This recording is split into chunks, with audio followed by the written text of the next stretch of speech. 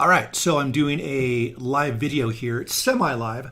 This is live for you guys. You guys are watching this live, but it was previously recorded, so that way I could get the sound to be better on the broadcast. So basically, I make the video first, and then I can drag the video into my Facebook Live when I want to broadcast it, and you guys are able to hear the audio from the video. Whereas I'm not able to do this completely live with the tool that I'm using to broadcast this and give you what I'm hearing on the computer screen. Instead, what you would be hearing is just strictly what's in coming through the microphone. So the sound's a lot lower quality. You're not going to hear the low end and that sort of thing. So that's the reason I'm recording it this way. Another reason is just because I want to get my head around the Wavetable before I make a collection of videos for the Ableton 10 upgrade and all the new tools and stuff like that. But we're going to play with Wavetable again. And really what makes this synth so awesome is really its ability to make really complex and rich sounds very, very easily, because you can create movement in the type of waveform that is being modulated or used, right? So with this basic wave here, if I move the wave position,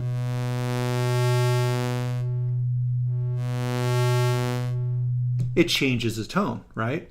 So to create movement on these things, now obviously we can select a different waveform, right?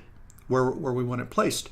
But what really gives this a lot of life is to use envelopes and LFOs, which we will get to soon enough.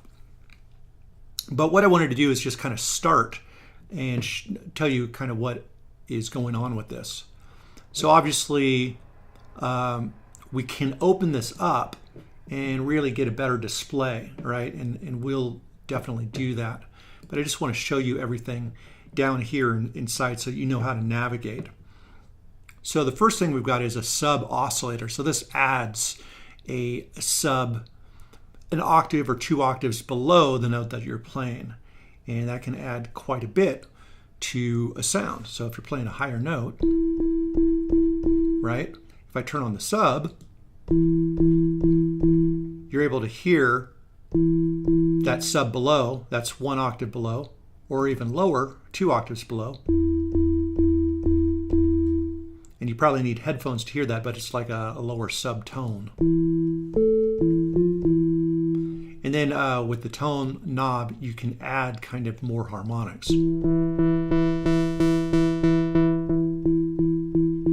Sort of thing, all right? So there's the sub area there. Next, we have our oscillators. So this is oscillator 1, which we can choose the waveform that we want to use, or the wavetable rather. And this is oscillator 2. And we can, it's basically like having 2 separate synthesizers, both working independently, but you can run them both at the same time to make even richer and more complex sounds, all right? So with that said, over here, this is just simply your volume, right, of the certain oscillator. Here, this is panning left and right. So you could literally have one oscillator panned to the left and the other to the right if you wanted to do something like that as well. Okay, so if I play a note,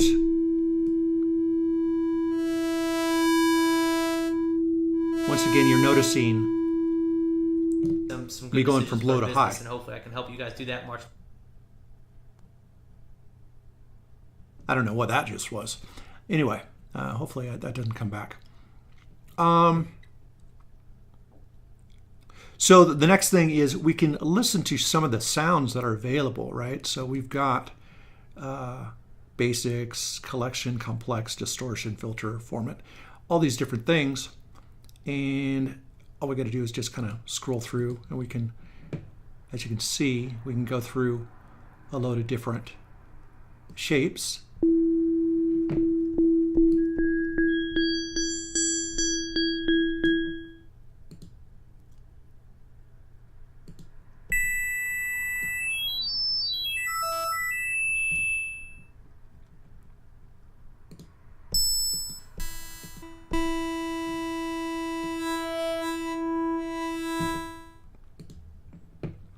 Let's go into Format.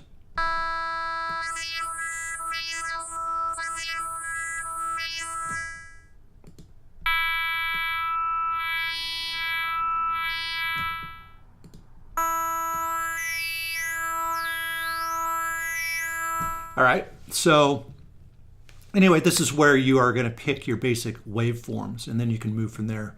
In the middle here, we have the filter, and basically we have two different filters. And I've turned them both on, and you could choose which type of filters. You got a clean filter, which is kind of Ableton's standard filter, and then these are modeled filters after different synths and stuff like that. So I find these to be a little bit more interesting. So anyway, and then what we've got here is you can choose the steepness, 24 or 12 dB, and you can choose the type, low pass, high pass, a band pass, notch, and this one here, not quite certain what that one's about. I'll have to experiment with that a little bit. But basically you've got a low pass. This is actually a high pass, and here's your low pass here, right? But you could also set them both to the same thing if you want. As you see here, for some reason.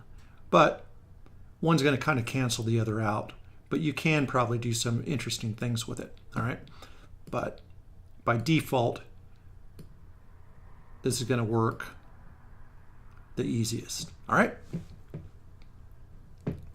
Over here, we have our modulation. So we have our amp. This is like our basic sound envelope: attack, decay, sustain, and release. And then we have extra envelopes that we can assign to different things on the sound. And this and the LFO are really ways to bring sounds to life. And we'll get into that in just a second. With the matrix, we come over here to the matrix, and this allows us to apply any of the three envelopes or the LFOs to any aspect of the synth to really bring out the complexities, all right? So what I'm going to do here, and then we also got the MIDI here, and we can assign different things to the MIDI as well. To be honest, I don't use this too much yet. I haven't really experimented too much, but more flexibility. Then when we come over to this side, we've got the overall volume. We could choose poly or mono, all right? And when we choose poly, we can choose how many notes we want to be able to be played at the same time, all right? We've got glide, which works best when you're in mono. And we also have unison, which unison alone can like just really transform a sound. And we can add voices.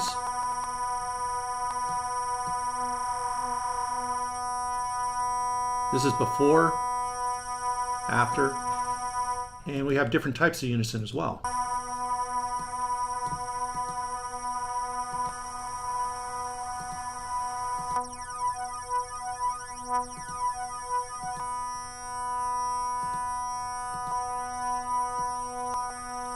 The thing with the voices, I'd say if you get down to around 3, you're getting pretty close to the best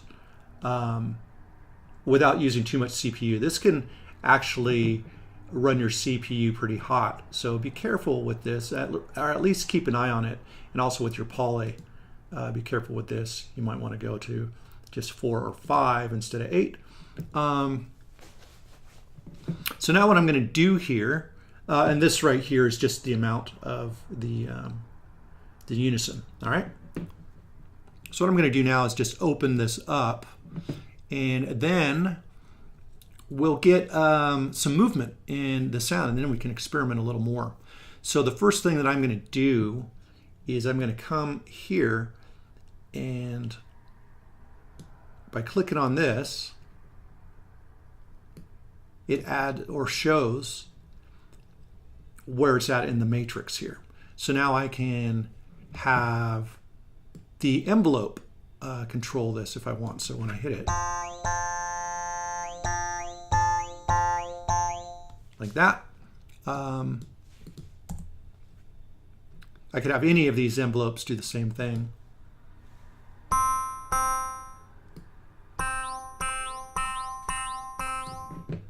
And then by changing the envelope,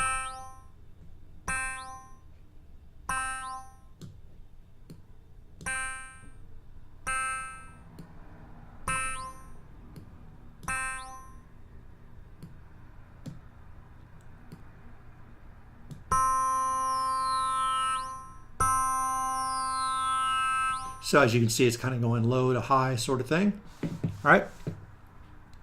Or we can use an LFO.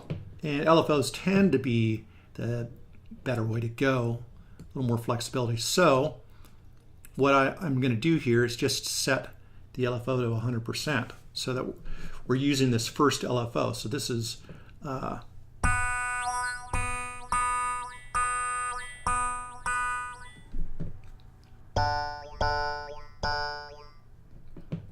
and then I could change the rate here.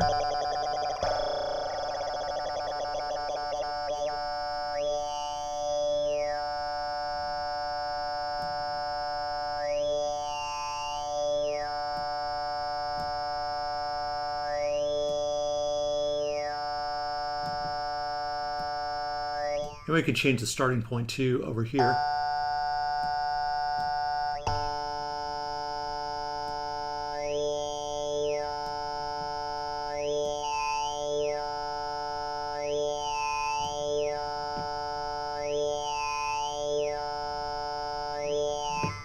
And then I can change the LFO here. The reason that it's sitting up top for so long is because of how extreme the LFO effect is. So I can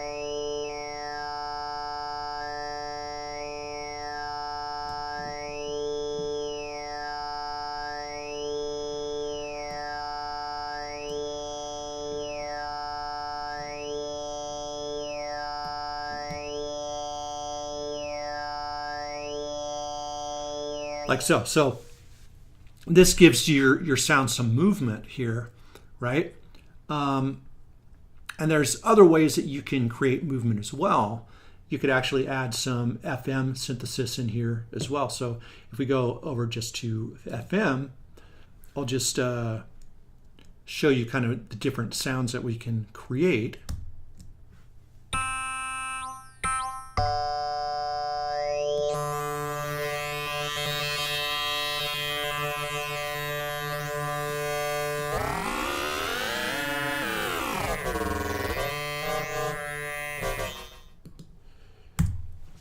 And we could try classic here, which I like.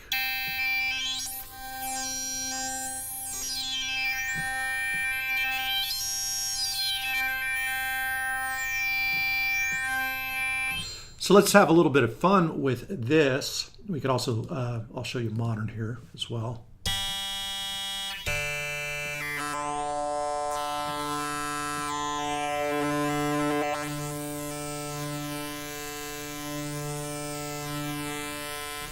So what I could do is, for example, I can assign this warp right here to LFO2 if I want.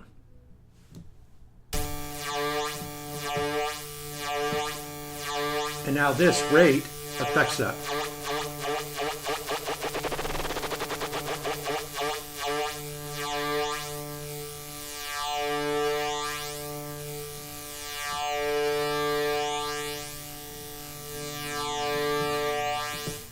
And then we can assign this fold to LFO1. Or actually, LFO1 is oh no, we got it right here. Okay, and then we'll assign the fold here to LFO1.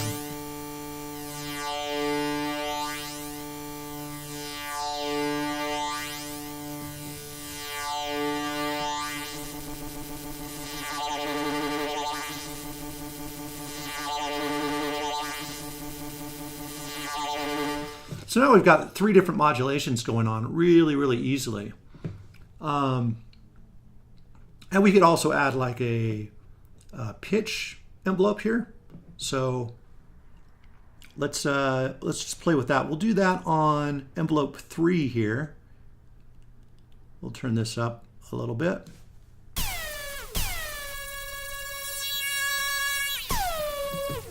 So this is obviously going from high to low here.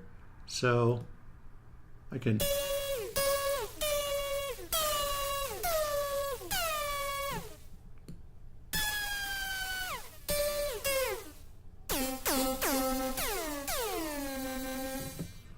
let me turn this to 0 real quick just so I can hear the difference.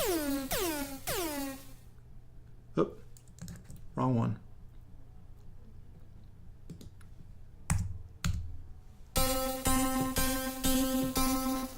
I just want to find out where the middle point is. And it should be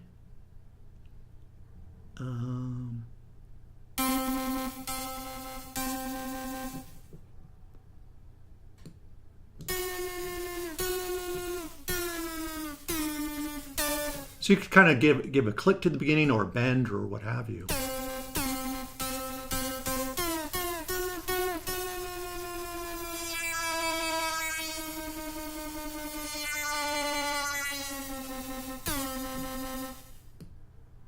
Maybe a little on the release.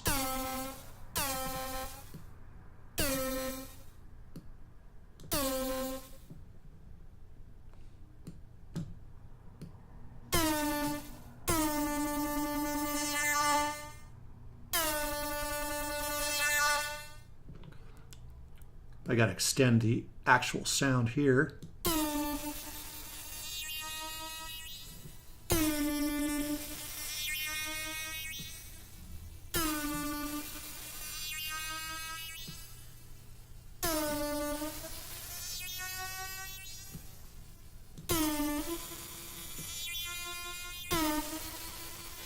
So as you can see, you can like really get complex with the sound pretty easily. And once again, this is just one of the oscillators. We can actually add a second oscillator here. So what I'm going to do now is just turn this off for a second.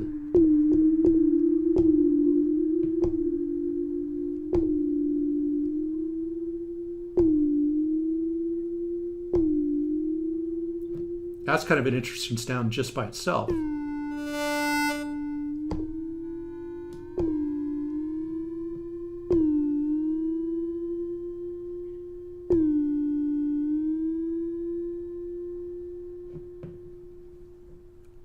So let's just play with that.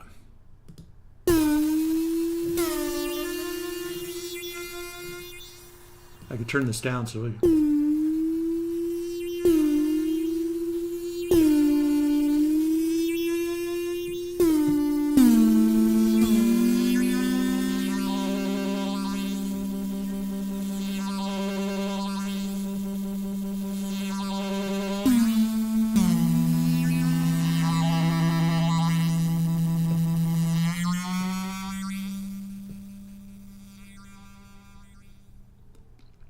So apparently the pitch is going to affect both oscillators. That's what it seems like here. I don't know a way to turn one off. We can make it less noticeable though.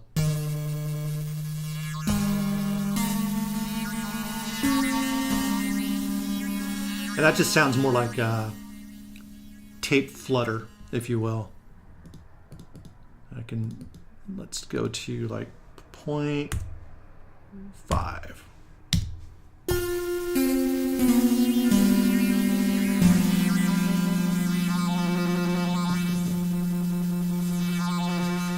And once again, we can get complex on this one. So we can go to, let's just go complex.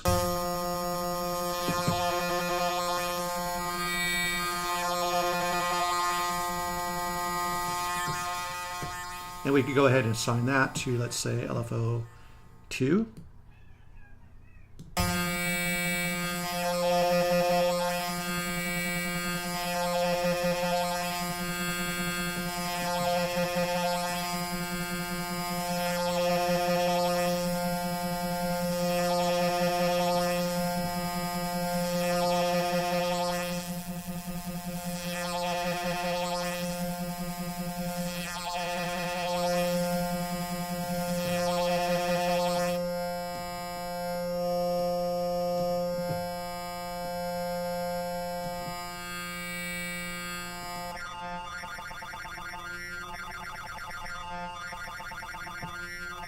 That's kind of weird.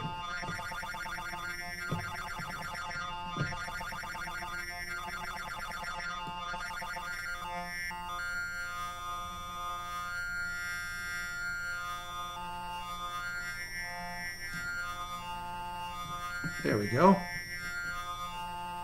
And then turn that back up.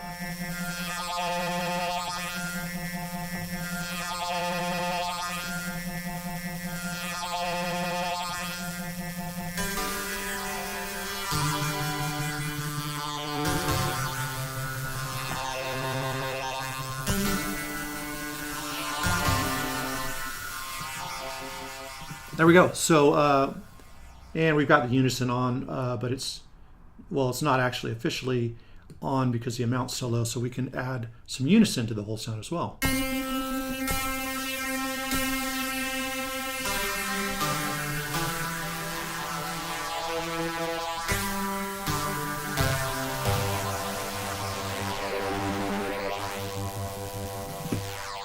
I could also go to mono, and we can get a little glide in there.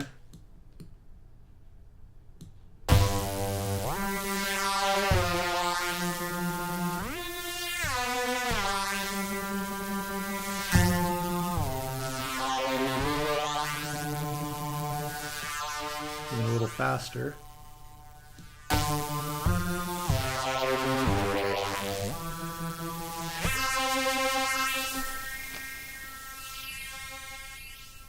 So lots of fun stuff that we can do.